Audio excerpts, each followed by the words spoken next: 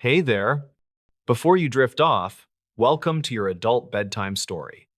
Behind what looks like an ordinary event lies a truth that was never meant to be heard. And tonight, I'm going to tell it to you. Wherever you're watching from and whatever time it is, thanks for being here.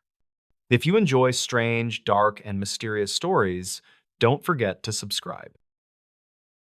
A quiet town, a body, and a timeline that didn't add up.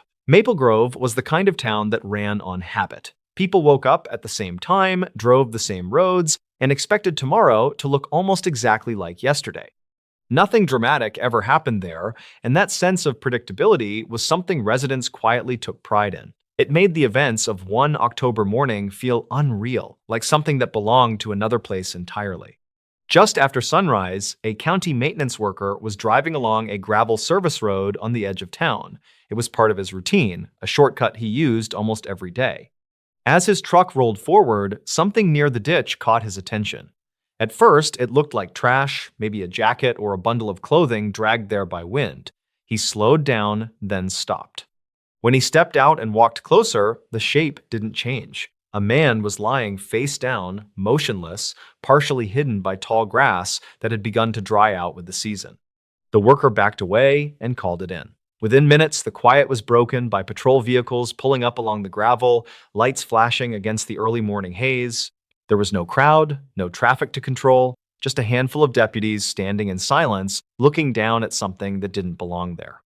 The man was identified quickly. He was 38 years old and had lived in Maple Grove his entire life. Most people recognized him immediately, even if they didn't know him well. He worked odd jobs, helped friends with construction and repairs, and was known for talking longer than necessary. He wasn't secretive, he wasn't isolated. That fact alone made the discovery unsettling.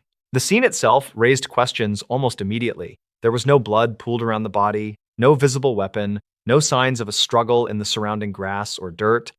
His wallet was still in his pocket, cash untouched. Whatever had happened, it didn't look like a robbery, and it didn't look like something that had unfolded right there on the roadside. By mid-morning, word had spread through town. Small groups formed outside the diner and near the post office. Conversations stayed quiet, cautious. In Maple Grove, people expected explanations. Accidents happened, medical emergencies happened. Violence like this didn't, at least not without a clear reason. The autopsy would later confirm that the cause of death was blunt force trauma to the head. The injury was severe enough to be fatal, but it only deepened the mystery. Investigators believed the blow had likely occurred somewhere else. The lack of blood at the scene suggested the body had ended up on the service road after the injury, not before. To understand how that could happen, investigators turned to the night before. According to friends and family, the victim had spent the evening at a small gathering at a friend's house just outside town. It wasn't a party, just a few people sitting around, drinking beer, watching television, and talking. Several people remembered him seeming relaxed, joking like he usually did. Others noticed he checked his phone often and stepped outside more than once to take calls. Sometime after 10 p.m., he said he was heading home. His house was less than 15 minutes away by car. It was a drive he had made countless times. Under normal circumstances, no one would have thought twice about it, but he never made it home. Phone records showed his cell phone remained active after he left. Messages were sent, calls were made. That detail alone suggested the night didn't end the way everyone assumed. At the time, no one knew exactly where he was going or who he might have been communicating with. By the next morning, the idea that something had gone wrong along that short drive became impossible to ignore. The road he should have taken was simple and familiar. The place where his body was found wasn't part of that route at all.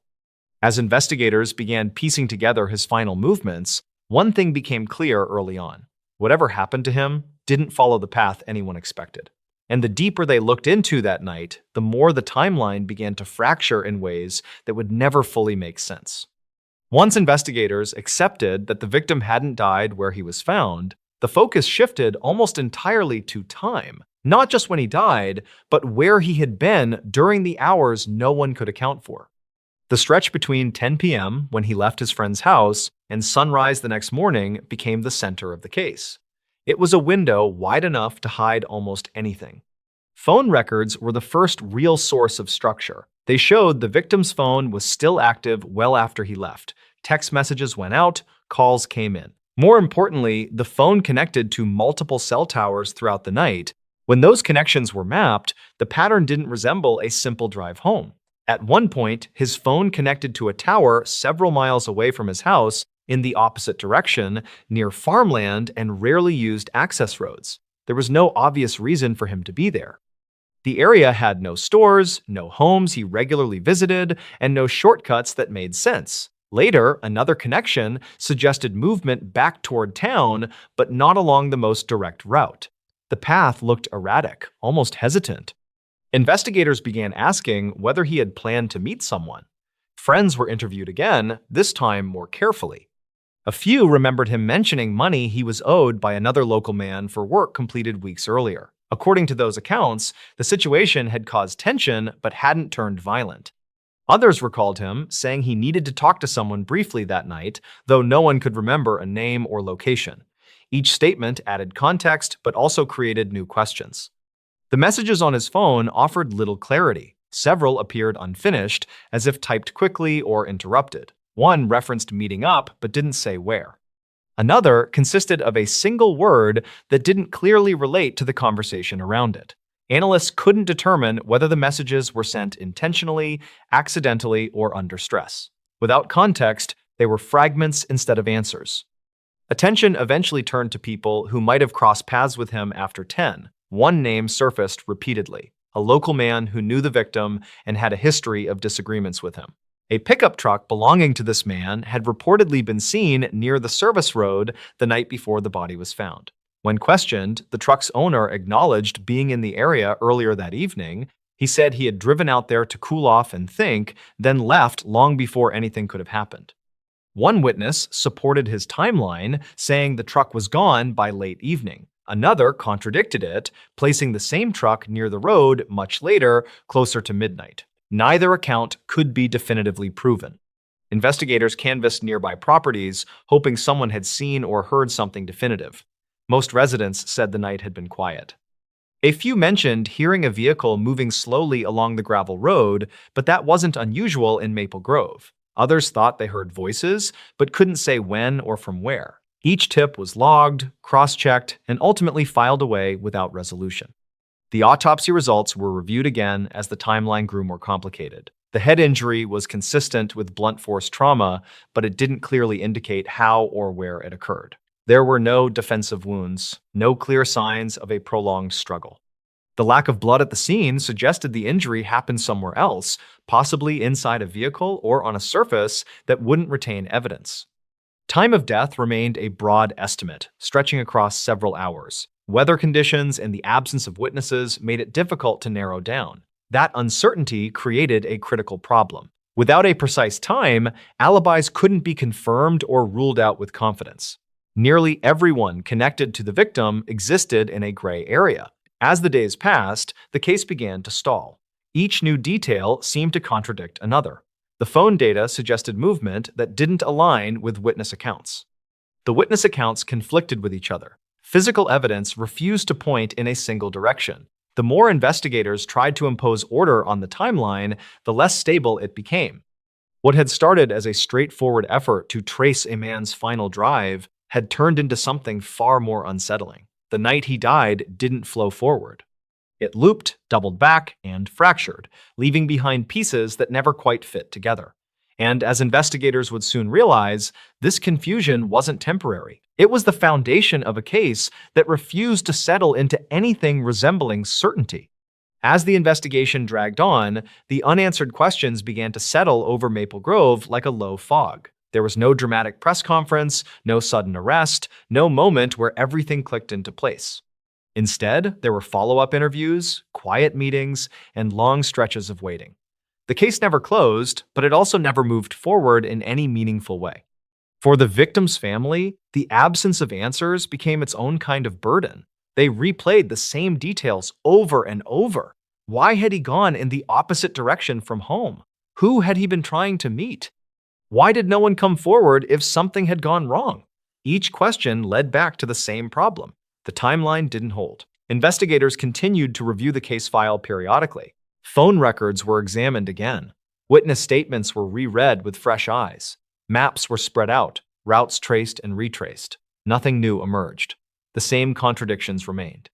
One piece of information would seem promising until it collided with another that made it unusable. The theory that the fatal injury occurred inside a vehicle was considered more seriously over time. It could explain the lack of blood at the scene and the erratic phone movement. But without physical evidence tying a specific vehicle to the injury, it remained just that, a possibility, not proof. Rumors continued to circulate quietly through town. People talked in private, careful about what they said and to whom. In a small community, suspicion had consequences. Law enforcement avoided naming suspects publicly, emphasizing that no one had been charged and that the investigation was ongoing. Officially, the case remained open. Years passed. Advances in forensic science prompted another review. Clothing fibers and trace materials collected early on were re-examined. Investigators hoped that new techniques might reveal something missed before.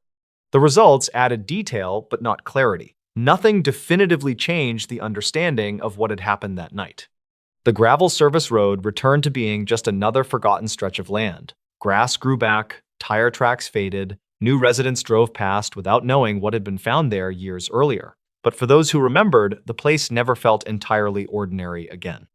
The case didn't fade because it was solved. It faded because there was nowhere else for it to go. The evidence didn't converge, witnesses didn't align. Time worked against memory instead of sharpening it. According to investigators, the case remains open to this day.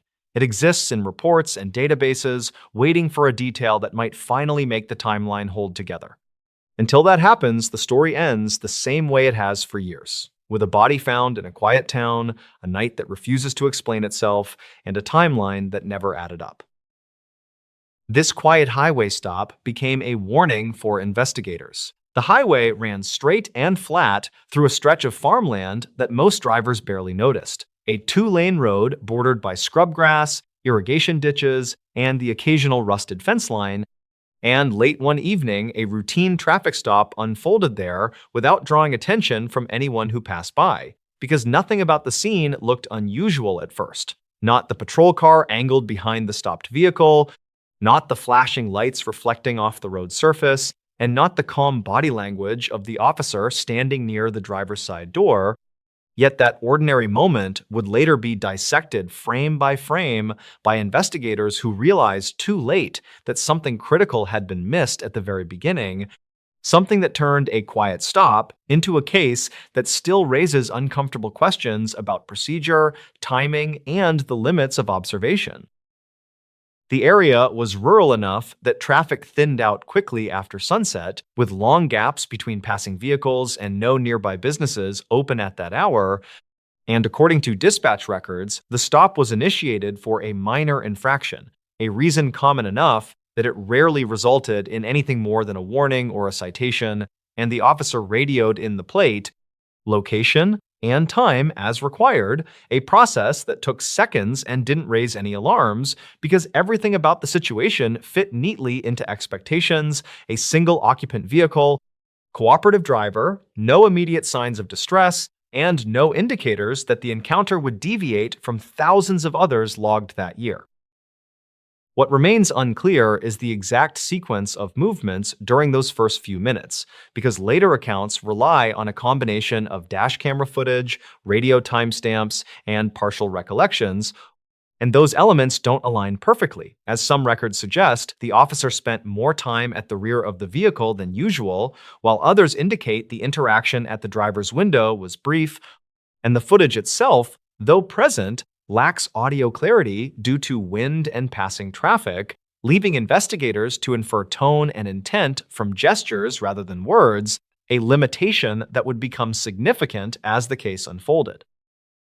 At some point during the stop, the driver was asked to step out of the vehicle, a request that in itself wasn't unusual, especially along a narrow shoulder where safety concerns were common, and the driver complied without visible resistance, moving toward the patrol car as directed. But it's in this moment that later reviews began to identify subtle anomalies, small delays, a pause before opening the door, a glance toward the ditch on the opposite side of the road, behaviors that could mean nothing or could mean everything, depending on interpretation, and the officer did not comment on them at the time, at least not on the record.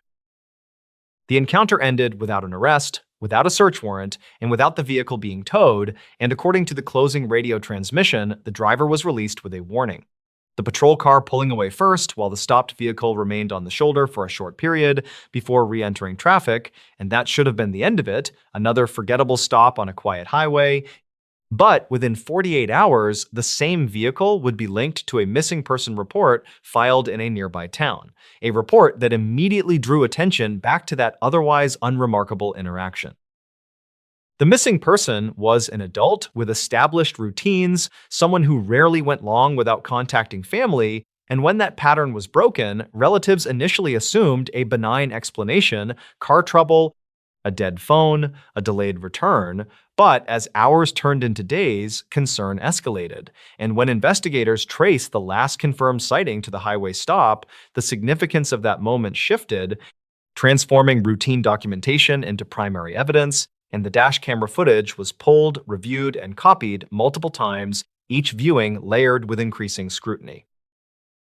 Investigators noted that the driver's demeanor during the stop didn't obviously signal distress, yet there were inconsistencies when compared with later statements from acquaintances who described heightened anxiety in the days leading up to the disappearance. And this disconnect raised questions about whether the driver was concealing something during the stop or whether the interaction itself contributed to what followed. And because the officer involved had followed protocol as understood at the time, the case quickly became less about individual fault and more about systemic blind spots. A search effort focused initially on areas near the stop location, including the roadside ditches, nearby fields, and a cluster of abandoned structures less than a mile away, and volunteers walked shoulder to shoulder through tall grass, while law enforcement canvassed landowners for access. But despite extensive ground coverage, nothing directly connected to the missing person was found. No personal items, no signs of a struggle, and no vehicle debris, deepening the mystery rather than clarifying it. Attention then turned to the vehicle itself, which had been located parked behind a residence unrelated to the missing person, a fact that introduced new complexity because it suggested movement after the stop that wasn't initially accounted for, and records showed the vehicle had been driven again, though by whom and under what circumstances remained uncertain, and this gap in the timeline forced investigators to reconsider assumptions made early in the case. As the investigation widened, discrepancies emerged between the officer's report and what could be verified through data, including slight differences in timestamps and location markers, none of which independently indicated wrongdoing, but together they created a picture that felt incomplete, and internal reviews examined whether additional steps could have been taken during the stop, such as extended questioning or a welfare check, while acknowledging that hindsight inevitably sharpens perception in ways unavailable in real time. Some investigators questioned whether the stop had inadvertently interrupted an unfolding crisis, a moment when intervention might have altered the outcome, while others cautioned against retrofitting responsibility onto a routine encounter, emphasizing that law enforcement operates within legal and practical limits that don't allow for indefinite detention based on intuition alone, and this tension between what was permissible and what might have been beneficial became a recurring theme in internal discussions. The case took another turn when a tip suggested the missing person had been seen later that same night at a location miles away from the highway, but the account couldn't be corroborated by surveillance footage or additional witnesses, and investigators were left weighing its credibility against the lack of supporting evidence, a task made harder by the passage of time and the fading reliability of memory. Months passed without resolution, and the investigation shifted into a long-term phase characterized by periodic reviews, renewed searches prompted by tips, and ongoing communication with the family. And throughout this period, the highway stop remained a focal point, not because it provided answers, but because it represented the last confirmed interaction between the missing person and an authority figure, a moment frozen in digital record yet resistant to definitive interpretation. Training materials were quietly updated in some jurisdictions to emphasize broader situational awareness during traffic stops, encouraging officers to consider context beyond the immediate violation. And while these changes weren't publicly linked to any single case, those familiar with the investigation understood the connection, seeing it as an acknowledgement that routine encounters can intersect with larger narratives in unpredictable ways. For the family, the lack of closure remained the most painful aspect, as each review and procedural adjustment underscored the absence of concrete answers about what happened after that quiet stretch of road faded from view and public interest waned over time, leaving the case largely confined to internal files and occasional local coverage. Years later, when investigators revisited the case with fresh eyes and updated tools, the same limitations persisted. The same gaps in the timeline, the same ambiguous gestures on grainy footage, and the same unanswered question of whether the outcome was inevitable or whether a different choice during that brief stop could have changed everything. And in that sense, the case became less about solving a single disappearance and more about understanding how easily critical moments can slip past unnoticed. The highway remains unchanged, still carrying drivers through the landscape without pause, and most stops that occur there end exactly as expected, documented, and forgotten. Yet, for those familiar with the case, that stretch of road serves as a reminder that even the most ordinary encounters can carry unseen weight, and that the line between routine and revelation is often thinner than it appears at first glance. This recovered voicemail was never meant for you. The digital file sat unnoticed on a corrupted hard drive for nearly 15 years before anyone clicked play. This story concerns the accidental discovery of a deleted voicemail that solved a decade-old cold case.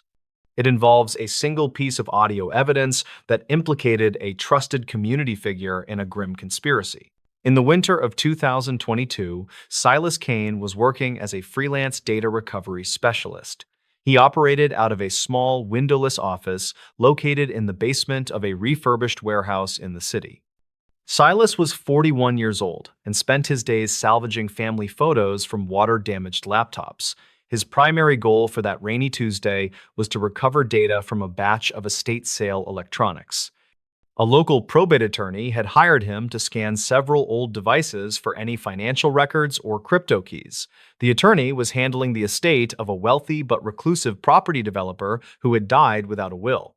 The box of electronics smelled of mildew and stale tobacco smoke, suggesting it had been stored in a damp basement. Silas picked up a dusty silver flip phone that had been manufactured around 2006. The plastic casing was cracked near the hinge, and the charging port was packed with lint. The battery was swollen and useless, so he carefully wired the device directly to his bench power supply unit. He bypassed the damaged screen and mounted the internal storage directly to his main forensic workstation to read the raw hex code. Silas was a patient man who enjoyed the meditative process of sifting through lines of binary code. Most of the data was corrupted junk, but he found one audio file flagged with a strange system error. The file was a voicemail that had been received but never listened to by the phone's original owner. The timestamp indicated it was recorded at 3 a.m. on November 4th, 2008.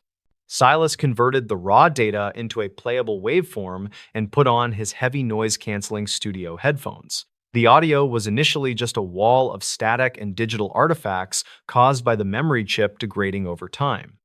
He applied a basic noise reduction filter and boosted the gain to see if any human speech was hidden there. A woman's voice cut through the static, sounding breathless, terrified, and speaking in a hushed, desperate whisper. She said, "I am at the meeting spot, but the gate is locked. Please pick up the phone right now." The voice cracked with emotion, and Silas could hear the distinct sound of her shallow, panicked breathing against the microphone. This discovery immediately unsettled Silas because he recognized the date from a famous local missing persons case. A young investigative journalist named Clara Reed had vanished on that exact night in 2008 without a trace.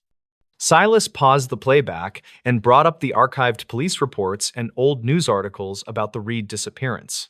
The police had always suspected she was meeting a confidential informant that night, but they never found her phone. The phone Silas was holding did not belong to Clara Reed. It belonged to a prominent city councilman named Gregory Haynes. The estate lawyer had not mentioned that the electronics belonged to the late councilman, only that they were from a high-profile client. Silas realized he was holding the device of the person Clara was trying to contact in her final moments.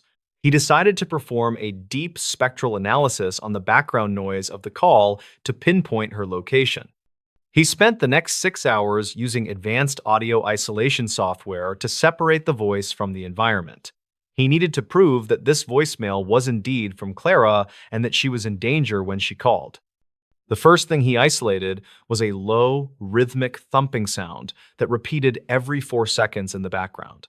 It sounded like a heavy mechanical heartbeat echoing in a large, empty space. He ran the thumping sound through a sound effects library and identified it as a heavy industrial pile driver. This made sense because the city was undergoing a massive waterfront construction project during late 2008. However, construction crews did not operate pile drivers at 3 in the morning due to strict noise ordinances in the city. Silas adjusted the frequency equalization to focus on the very high end of the audio spectrum near 15 kilohertz.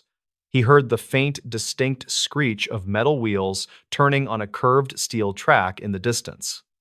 The sound was high-pitched and piercing, cutting through the low rumble of the thumping noise. He cross-referenced the construction schedules from the city archives with the transit authority logs from that year. The only active rail line near a construction site that night was the old freight spur near the docks. But the pile driver sound was still a mystery until he realized it wasn't a construction machine at all. It was the rhythmic thud of a heavy boat engine idling at a dock with a loose exhaust manifold. Silas filtered out the engine noise and the woman's voice to see if he could hear anything else in the room. He turned the volume up until his ears rang, searching for any sonic clue that could identify the specific location. He found a third sound layer that was barely audible beneath the heavy breathing of the terrified woman. It was a faint electronic beep followed by a synthesized voice saying "System armed" from a security panel. Silas recognized that specific voice prompt from an old model of commercial security systems used in warehouses. He enhanced the audio further and heard the distinct sound of a heavy metal latch clicking shut just feet away. The woman in the recording gasped, and the line went dead immediately after the latch sound was captured. The recording ended with a final, chilling silence that felt heavier than the static that preceded it. Silas began to piece together the terrifying narrative of what happened to Clara Reed on that cold November night. She had gone to meet Councilman Haynes at a warehouse near the docks, believing he had information for her story. She arrived at the agreed location, but the gate was locked, and she made a frantic call to his personal cell. The voicemail proved that Haynes was not asleep at home as he had claimed in his original witness statement. The background audio proved she was lured into a trap where a boat was waiting to take her away.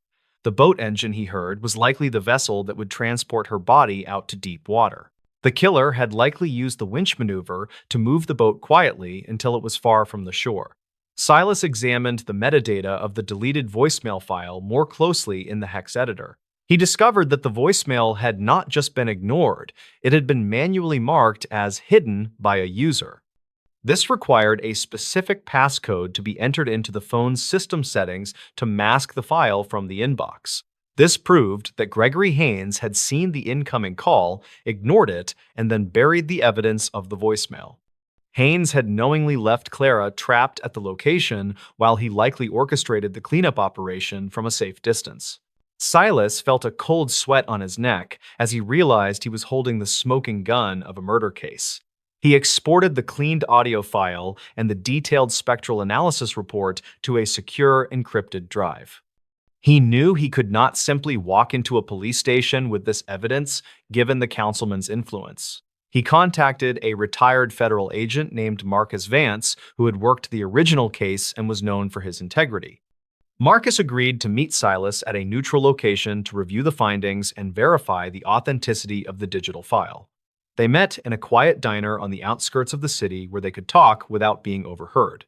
The twist came when Marcus listened to the enhanced audio and identified the security system voice prompt immediately. He told Silas that the specific system-armed voice was only used in one private secure storage facility in the city. That facility was owned by a shell company that was quietly managed by the councilman's own brother, a maritime logistics contractor.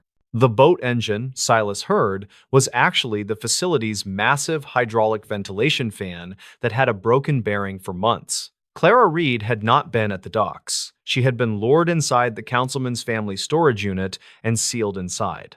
The background noise of the metal wheels was not a train, but the automated crane system inside the massive storage warehouse.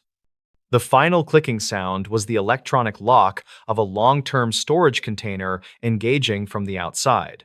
The voicemail was not a plea for help from the street, it was a recording of her being sealed into a container. The you she was calling was the man who had just walked out of the room and locked the door behind him. She was calling the phone in his pocket while he stood on the other side of the steel wall. The realization hit Silas like a physical blow. Haynes had been standing right there, listening to her ringtone. The payoff was grim, but provided the closure that the Reed family had been seeking for over a decade. The authorities obtained a federal warrant to search the specific storage container that had been rented under the shell company's name. They found the container was still sealed and listed as containing archived office furniture on the manifest. Inside, they found the remains of Clara Reed along with her notebook and her own cell phone. The evidence on her phone corroborated Silas's findings and detailed the corruption story she was about to break. She had hidden the notebook inside the upholstery of an old chair within the container before she died. Gregory Haynes was arrested the following week and charged with kidnapping and first-degree murder based on the new digital evidence. The recovered voicemail was played in open court, silencing the room with the terrified final words of the young journalist. The defense tried to argue the audio was fabricated, but Silas's detailed forensic report on the background frequencies held up under scrutiny. The jury convicted Haynes after only 4 hours of deliberation, ending his political career and his freedom. The audio file was the final nail in the coffin of a man who thought he had buried his secrets forever. Silas Kane returned the old flip phone to the evidence locker and went back to his quiet basement office. He wiped his server of the case files, but he kept a backup copy of the spectral analysis as a reminder. He learned that data never truly dies. It just waits for the right person to listen closely enough.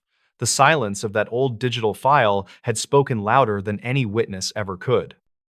3 lost hikers' final route was logged on a broken GPS. The search for the 3 lost hikers concluded tragically in the autumn of 2023 when their damaged GPS unit was finally recovered. It contained an incomplete route log that showed their desperate final movements over a 72-hour period. The trail of evidence only deepened the puzzle of how 3 experienced climbers vanished just miles from a well-maintained logging road. The missing group consisted of 2 brothers and their climbing guide. The brothers were 40-year-old finance manager David Chen and his 37-year-old younger brother Michael. They had hired 32-year-old guide Rebecca Hale, a local expert with over a decade of experience in the remote Sierra Blanca wilderness. Their original plan was a simple 5-day ascent of the remote west ridge of Mount Corwin, a known but challenging peak. They logged their intended route with the park rangers and were due to check in on a Sunday afternoon. The search was launched on Monday morning when the group failed to make contact and a sudden early blizzard rolled into the mountains. Search and rescue teams immediately began combing the planned route, but found no sign of the hikers. After a week of intense searching yielded nothing, the weather finally cleared and a park ranger spotted a flash of bright color off the planned trail. It was Rebecca Hale's orange backpack snagged high on a rock outcropping. The backpack was mostly empty except for a large rock hammer, a frayed length of climbing rope, and a single cracked Garmin GPS unit. The GPS unit's screen was completely shattered, and the external casing was heavily damaged by blunt force trauma. The internal battery had also died, but the flash memory chip was miraculously intact. The lead investigator, Captain Elias Thorne of the Sheriff's Department, immediately sent the unit to the forensics lab for data extraction. The technicians managed to recover a partial route log showing the group's movements up until the unit was damaged and stopped recording. The recovered log confirmed the group had been following their pre-planned ascent route for the first 2 days of the hike. The final 72 hours of data, however, showed a dramatic and inexplicable deviation. Instead of continuing the climb toward the summit, the group abruptly turned and began moving rapidly downhill away from the mountain. The route log showed a frantic, meandering path through a thick, trackless forest and into a confusing labyrinth of narrow canyons. The timestamps showed they had been moving almost continuously, covering ground at a grueling pace, barely stopping to rest, even at night. Their speed indicated they were not lost. They appeared to be actively fleeing something. The final recorded point placed them less than 5 miles from the main, well-traveled logging road, which made their continued disappearance even more baffling. They should have reached the road and found help long before the blizzard hit the area. Captain Thorne immediately organized a new search based on the GPS unit's final logged coordinates. The search team reached the last recorded location and found the terrain exactly as the GPS indicated. It was a steep, heavily wooded ravine leading to a wide, open clearing. In the center of the clearing, the team found a hastily constructed, crude shelter made of broken branches and rocks. It was clearly abandoned and contained no sign of the 3 hikers. Inside the shelter, the team found a small, waterproof journal belonging to David Chen, the older brother. The last entry was dated 2 days after the GPS stopped recording and was scribbled frantically in the margins of a blank page. The final sentences were almost illegible, but suggested a profound sense of terror. David wrote about an unusual repeating sound and the constant presence of something that followed them but was never directly seen. He mentioned that Michael, his younger brother, had been hearing the sound for over a day before the other 2 noticed it. The journal confirmed the group had been hiding in the woods near the shelter. David also referenced a disagreement with Rebecca, the guide, over how to escape the unseen threat. Rebecca had insisted on staying put, arguing the unseen thing could not follow them into the dense forest, but the brothers insisted on fleeing downhill toward the logging road. The journal ended with a final desperate line about following Michael, who had reportedly run out into the open clearing. Captain Thorne went back to the forensic lab report on the cracked GPS unit. The technicians had also retrieved the corrupted internal memory file, which contained the system error log. The log showed the GPS unit's antenna had been jammed by a massive localized radio frequency interference a few hours before the unit was struck and shattered. The report noted the frequency was a highly unusual band, not typically used for civilian communications. Thorne realized the sound David Chen wrote about in his journal was almost certainly the high-pitched whine of the radio frequency interference that jammed the GPS. But the signal was highly localized and should have only affected the GPS unit. Michael, however, was hearing the sound before the GPS failed. Thorne immediately started researching the effects of high-frequency radio waves on the human auditory system. He discovered that certain rare individuals, typically young adult males, can experience a highly localized high-frequency sound known as the Frey effect when exposed to powerful pulsed microwave radiation. The effect is caused by a rapid thermal expansion of the inner ear tissue when exposed to the radiation.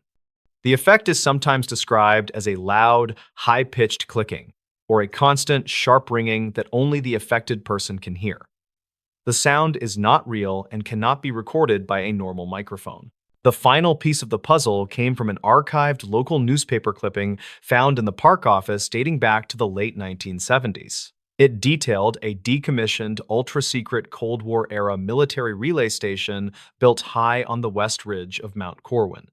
The station, a prototype military communications hub, was shut down after a documented technical failure during an atmospheric testing project. The power was never fully disconnected. The decommissioned relay station was built directly on the ridgeline that the hikers had initially been climbing, and the entire structure was still encased in steel and concrete. Captain Thorne realized the climbers had accidentally walked too close to the source of the intermittent high-frequency radiation. Michael Chen, the younger brother, was an early victim of the strange, continuous sound, causing him to become erratic and panicked. The sound drove him to run from the shelter and out into the clearing, followed by David. Rebecca, the experienced guide, knew the area intimately and would have instinctively avoided the well-known but unmarked military testing zone. She had tried to keep the brothers in the shelter to shield them from the signal, but they insisted on fleeing downhill towards safety. The final route log showed their escape, their panicked downhill retreat, while being relentlessly pursued by a non-existent sound only one of them could hear. The search teams finally found the three hikers 3 days later, miles off the logged route and huddled together at the bottom of a shallow ravine. They had all succumbed to a combination of hypothermia and exhaustion. They had never been lost. They had simply been running in a panic from a sound that only one person could truly hear. The signal from the broken military relay station was briefly activated during the unexpected blizzard, causing the localized fray effect that ultimately drove the three experienced hikers to their tragic final route. What police found inside that locked motel room? The motel sat just off a two-lane highway that most travelers barely remembered after passing through. It catered to truck drivers, construction crews, and people who preferred not to be noticed. The building was old but functional, with exterior hallways, faded paint, and a neon sign that buzzed inconsistently after dark. On the afternoon police arrived, there was nothing outwardly unusual.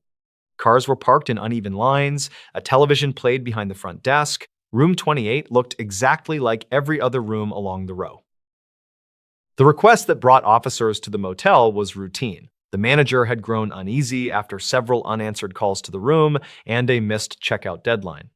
The guest had always paid on time, always in cash, and had never caused problems. But 3 days without contact crossed a line. Motel policy discouraged staff from entering rooms alone under those circumstances. Law enforcement was contacted to perform a welfare check. Records showed the man checked in late on a weekday evening. He arrived alone, carrying one duffel bag and no visible luggage beyond that. He provided identification, signed the register, and asked for a room at the far end of the property. He did not request extra towels or housekeeping service. Within hours, the Do Not Disturb sign appeared on his door. None of this struck staff as unusual at the time. According to the clerk on duty that night, the man was polite but quiet. He did not make small talk. He did not appear intoxicated or agitated. He paid for one night, then returned the next morning to extend his stay. He did the same thing the following day, always before the cutoff time. That was the last direct interaction anyone at the motel would have with him.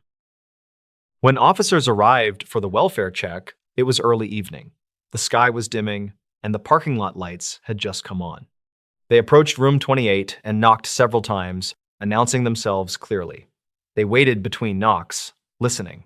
There was no response, no footsteps, no sound from a television or radio. One officer noticed the air conditioning unit was running. The low mechanical hum suggested the room was still occupied or at least still powered. That detail was relayed over the radio. Officers knocked again, louder this time, still nothing. The motel manager provided a master key and stood back as instructed. When the key was turned, the door opened only a few inches before stopping abruptly. Something solid was pressed against it from the inside. This immediately elevated concern. Furniture blocking a door can indicate fear, distress, or an attempt to delay discovery. Officers repositioned themselves, drew their weapons, and forced the door open the rest of the way. The first thing visible was a dresser pulled from the wall and wedged directly behind the door. The carpet beneath it was scraped and frayed, showing it had been dragged with effort. Beyond it, the room was dim. The curtains were fully closed and pinned together, preventing any outside light from entering. The smell inside the room was faint but unmistakable. It wasn't overpowering, but it was enough for officers to recognize immediately that someone inside was likely deceased. They conducted a brief safety sweep, checking behind the curtains and inside the closet. No one else was present. The main area of the room showed signs of use, but not chaos. The bed was unmade, sheets tangled and pushed aside. A chair lay on its side near the small table. On that table were empty plastic water bottles and fast food wrappers. There were no broken items, no shattered glass, no visible blood. The bathroom light was on, spilling a dull glow into the room. Officers approached carefully and pulled back the shower curtain. Inside the bathtub lay the body of the man who had checked in days earlier. He was fully clothed. His body was positioned on its side, knees slightly bent. There was no water in the tub. Paramedics were called, but quickly confirmed the man was deceased. The room was secured, and detectives were requested. The motel manager was instructed to block off the surrounding rooms temporarily. Guests were told there was a maintenance issue. No further details were provided. As investigators arrived, the focus shifted to documentation. Photographs were taken of the dresser, the door, the room layout, and the body. The man's phone was found on the bathroom counter, powered off. His wallet was located inside the duffel bag near the bed. Cash and credit cards were still inside. The duffel bag contained clothing, toiletries, and prescription medication bottles labeled in the man's name. The quantities remaining did not immediately suggest overdose. There were no illegal substances in plain view. The mini fridge contained a single unopened beer. Windows were checked and found locked from the inside. There were no signs of forced entry on the door or window frames. The lock itself appeared intact and functional. The dresser blocking the door remained the most striking detail in the room. Based on body condition and environmental factors, investigators estimated the man had been dead for at least 2 days. The air conditioning had likely slowed decomposition, making precise time of death estimates difficult. An autopsy was ordered. Security footage from the motel was reviewed. Cameras covered the front desk and parking lot, but did not capture the exterior hallway directly outside room 28. The man was seen checking in and later walking to a vending machine that first night. After that, he did not appear on camera again. No visitors were recorded entering or leaving his room. Detectives began reconstructing a timeline. Cell phone records showed the man made one outgoing call shortly after midnight on the first night of his stay. The call lasted less than a minute. There were no further calls or messages. The number he dialed was registered to a prepaid phone and could not be easily traced. Interviews were conducted with motel staff and guests. Most reported nothing unusual. One guest recalled hearing a loud thump late at night, but dismissed it at the time. Another said he saw the man outside smoking near his room, alone, appearing tired but calm. The autopsy results added complexity rather than clarity. There were no obvious signs of trauma. No fractures, no defensive wounds. Toxicology revealed trace amounts of prescription medication and alcohol, but not at levels typically associated with fatal overdose. The cause of death was listed as undetermined, pending further investigation. Investigators returned repeatedly to the question of the barricaded door. If the man had moved the dresser himself, it suggested a deliberate act. But there was no note, no message on his phone, and no known history of paranoia or fear. Family members described him as private but stable. If someone else had been involved, investigators had to consider how they entered and exited the room without leaving evidence. The lack of camera coverage outside the room created a blind spot. The locked windows and intact door complicated theories of third-party involvement. The handwritten note found near the nightstand was analyzed but yielded little. It appeared to be a simple list of items, possibly reminders. There was no threatening language or farewell message. Handwriting matched samples provided by family. As weeks passed, leads dwindled. No one came forward with new information. The prepaid phone number remained unconnected to any known associates. Financial records showed no unusual transactions. There was no indication of robbery or extortion. The case slowly receded from public attention. There were no press conferences or major news coverage. Internally, the file remained open, categorized as an unexplained death. Detectives revisited it periodically, hoping for a new angle or overlooked detail. Room 28 was eventually cleaned and returned to service. New guests slept there, unaware of what had happened. The motel continued operating as it always had, just another stop along the highway. What happened inside that locked motel room remains unresolved. The evidence tells a partial story, but leaves critical gaps. Whether the man died alone by his own actions or whether someone else played a role is still unclear. The dresser behind the door remains the detail investigators cannot fully explain. The case remains open. The questions remain unanswered, and what police found inside that locked motel room continues to stand as a quiet reminder of how some deaths leave behind more uncertainty than truth. You can't outrun the fog that followed them. The desolate stretch of coastal highway was infamous among locals for sudden, blinding, and dangerous weather shifts. Drivers frequently reported that the thick gray mist could appear from nowhere and swallow cars whole. The road wound dangerously along the steep cliffs that overlooked the churning and dark Pacific Ocean below. It was on this lonely road that a 34-year-old courier named Corbin Vance vanished. Corbin was a reliable driver who had worked the graveyard shift for a logistics company for years. He was transporting a secure shipment of computer server components worth nearly $80,000 that night. The date was October 14th in the year 2012, a calm and clear Tuesday night. The initial setup for his disappearance seemed entirely routine, according to the dispatch logs and GPS data. Corbin checked in with his dispatcher at exactly 2 o'clock in the morning from a gas station. He reported that the sky was clear and the moon was bright enough to see the water.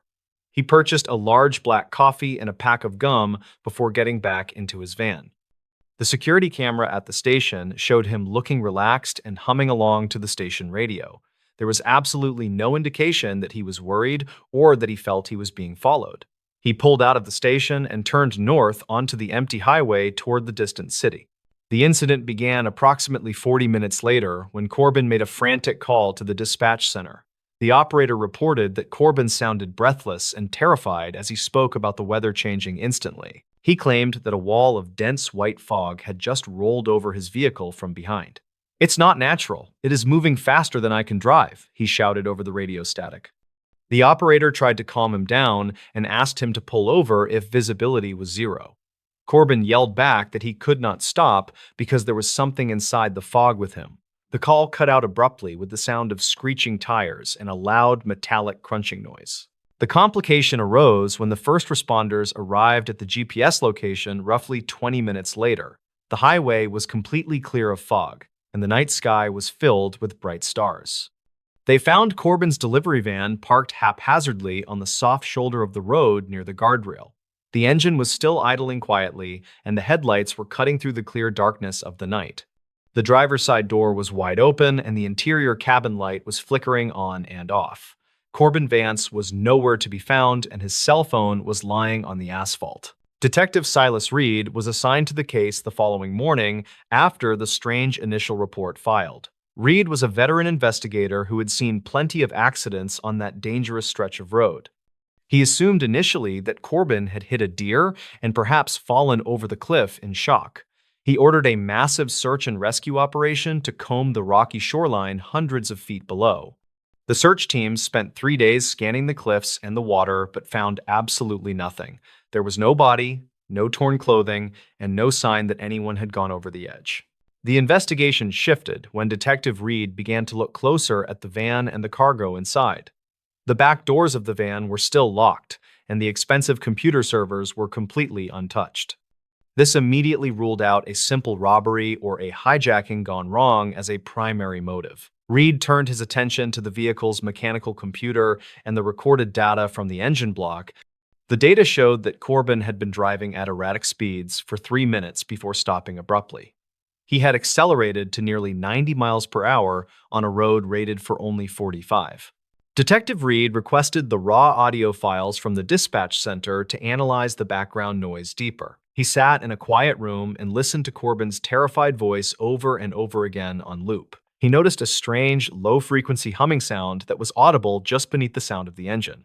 It sounded mechanical and rhythmic, like a large industrial fan or a powerful ventilation system running hard.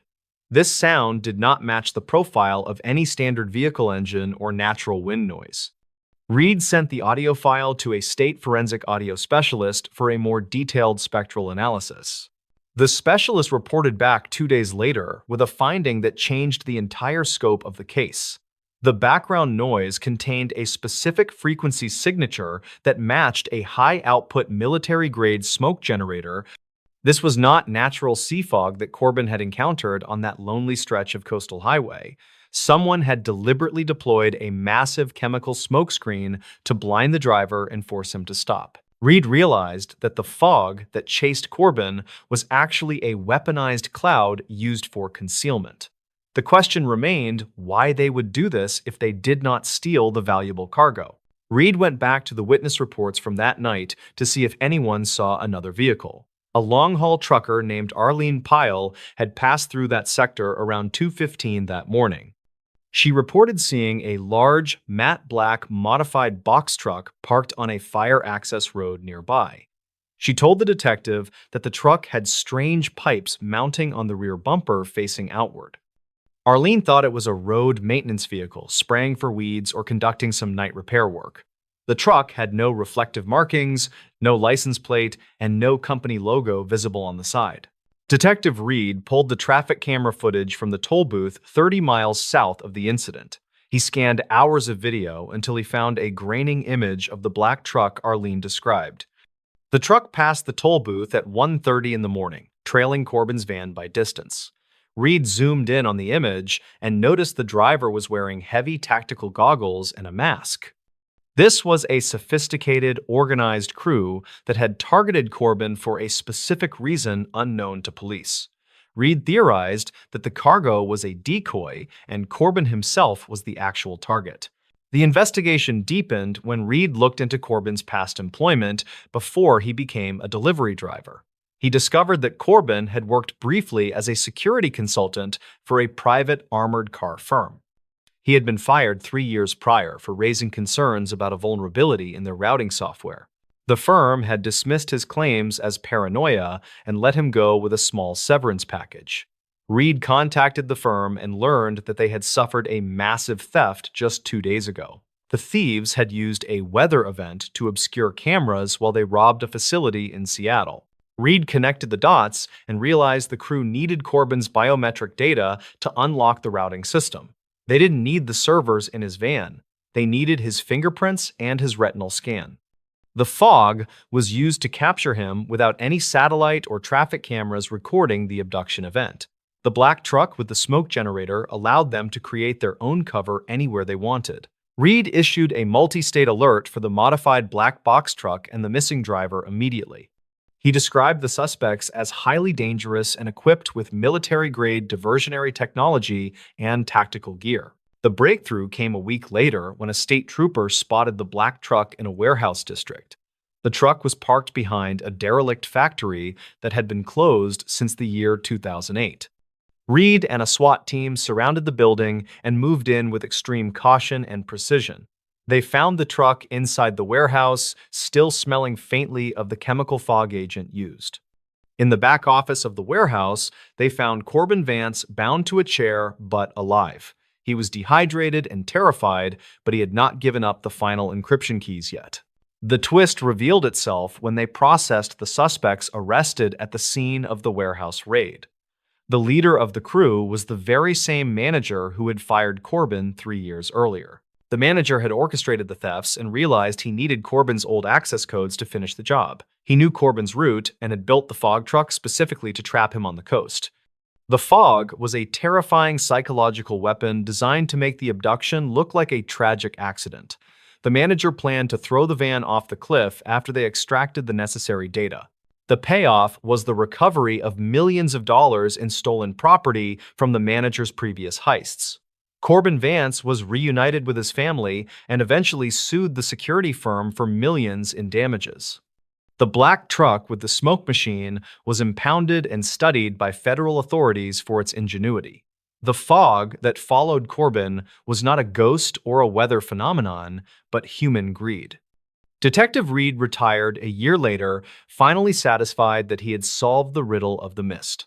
The coastal highway remained dangerous, but at least one unnatural predator had been removed from the road. The case of the man who was chased by the fog became a local legend instantly. It reminded everyone that sometimes the most impossible threats have the most grounded and human explanations. Corbin never drove that stretch of Highway 101 again for the rest of his life. He found a quiet desk job in a city far away from the ocean and the mist. But every time the weather turned gray, he likely remembered the white wall that chased him down. It was a silent warning that you can never truly outrun the past or the truth. A missing persons case with conflicting timestamps. At first glance, the case appeared routine. A missing persons report filed late on a weekday afternoon, logged into the system without urgency, processed the same way thousands of others were each year. There were no alarms triggered, no immediate media attention, and no reason for investigators to believe this case would ever be remembered. Everything about it looked ordinary until someone noticed the timestamps. The report listed a single individual who had failed to return home after leaving work the previous evening. The name itself did not stand out, nor did the address or place of employment. According to the paperwork, the disappearance occurred sometime between 6:40 p.m. and 9 to 15 p.m., a window vague enough to be unremarkable. But within the digital record, the times did not agree with one another. The first anomaly appeared in the initial intake log. The report was officially submitted at 7:03 p.m., a full hour before the system claimed the individual was last seen.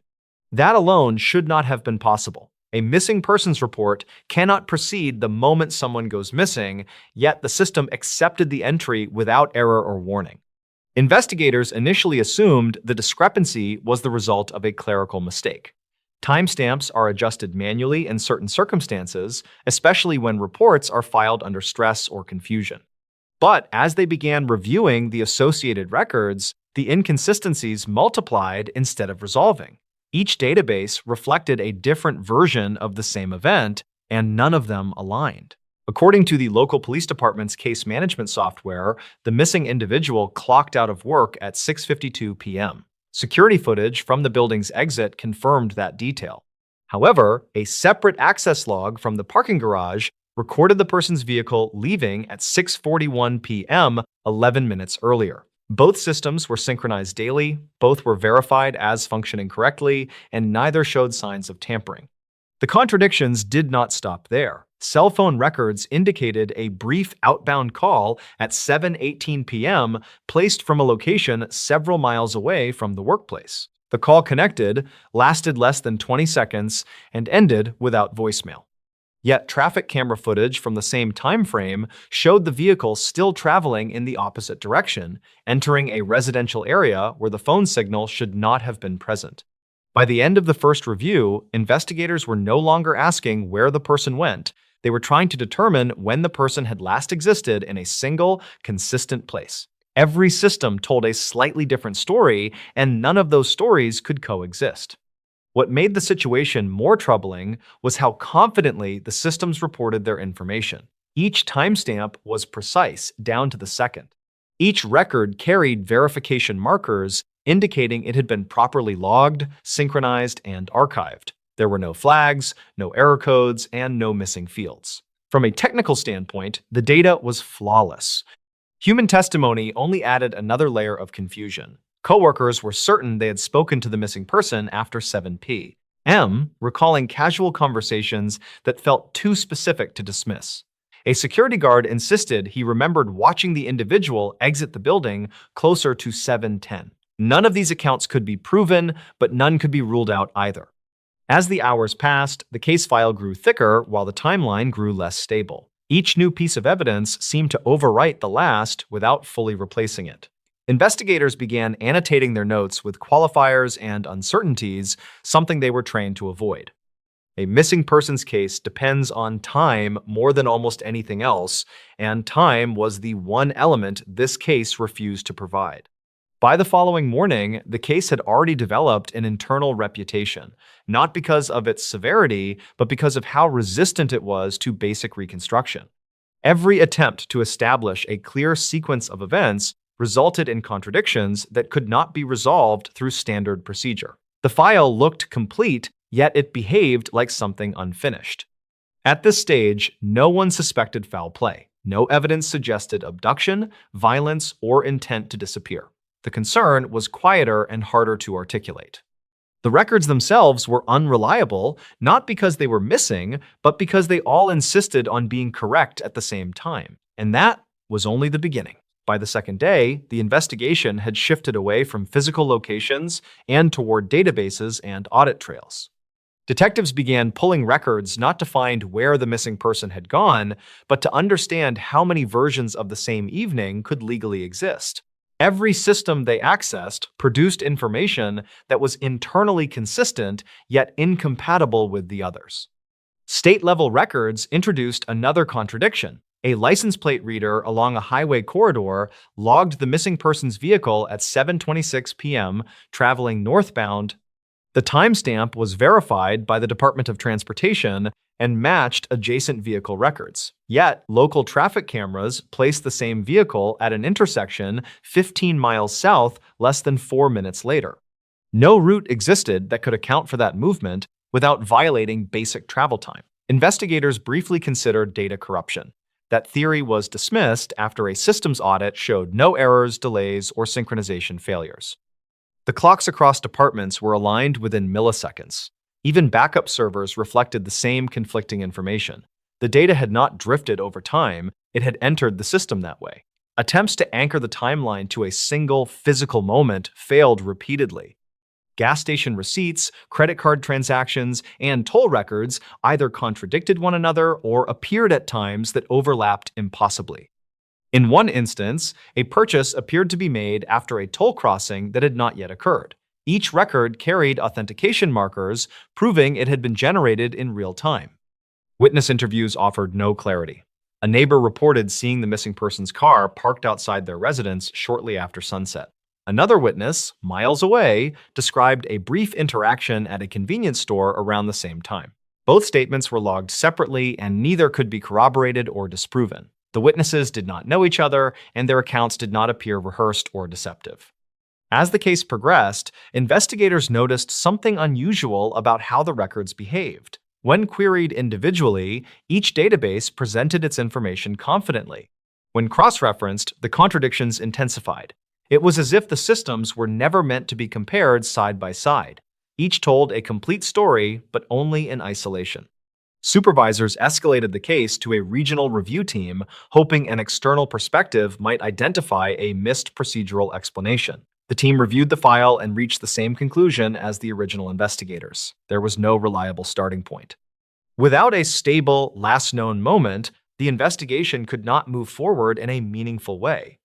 What unsettled the review team most was the absence of anomalies outside the timeline itself. No alarms were triggered, no fraud alerts appeared, no automated safeguards reacted to the contradictions. The systems accepted every record as legitimate. From an administrative standpoint, nothing was wrong. Internal notes from that period show a gradual change in language. Early entries focused on correcting errors. Later entries focused on documenting uncertainty. Investigators stopped trying to fix the timeline and began preserving it exactly as it appeared, aware that any adjustment would erase information that could not be recreated. Days passed, then weeks. Search efforts continued based on probability rather than certainty. Each decision required choosing one version of events over another, knowing that choice might be wrong. The case remained open, but it no longer behaved like a typical missing persons investigation. It had become a study in conflicting realities, all of them officially recorded. Eventually, the file was flagged for long-term review, not because of new evidence, but because of its unresolved structure. It could not be closed without establishing a timeline, and a timeline could not be established without discarding valid data. The case existed in a permanent state of suspension. By the time the investigation slowed, one fact was clear. The problem was no longer finding the missing person. The problem was determining when the disappearance actually began. Every answer depended on a time that refused to settle into a single truth. And somewhere within the systems that recorded it all, those times continued to coexist. Months after the disappearance, the case no longer appeared on active briefings. There were no new leads, no recovered evidence, and no confirmed sightings that could withstand verification. Search efforts gradually slowed, not because hope was lost, but because the case lacked a stable point of reference. Without a definitive timeline, every theory remained provisional. The file itself continued to grow. Periodic system updates preserved the conflicting timestamps rather than correcting them. Each migration copied the data exactly as it existed, preserving contradictions with the same precision as any resolved case. From a technical standpoint, the record was healthy. From an investigative standpoint, it was unusable. A final review attempted to reconcile the discrepancies by prioritizing one system over the others. That effort was abandoned after legal advisors warned that selectively favoring data could compromise the integrity of the entire record. If one verified timestamp could be dismissed without explanation, then all of them became questionable. The safest option was to leave the file untouched. Officially, the case remained open. Unofficially, it became a reference point during training sessions and internal discussions. New investigators were shown the file as an example of how certainty could dissolve even when information appeared complete. The lesson was never written down, but it was understood. Years later, the records still existed in parallel. The missing person was listed as last seen at multiple times in multiple locations, all supported by legitimate data sources. None of those moments could be conclusively identified as the final one. The systems did not argue with each other. They simply continued to report what they had always reported. No further evidence emerged, no remains were found, no explanation surfaced that could account for the overlapping timestamps without dismissing authenticated records. The disappearance remained unresolved, not because of a lack of information, but because of too much information that refused to align. In the end, the case was not defined by what was missing, but by what could not be reconciled. The records insisted on precision, the investigation required certainty, neither could accommodate the other. The file remains accessible today. It appears complete, it appears official, and yet it cannot describe a single coherent sequence of events. According to the records, the disappearance happened more than once. According to reality, it could only have happened once. Both versions remain documented.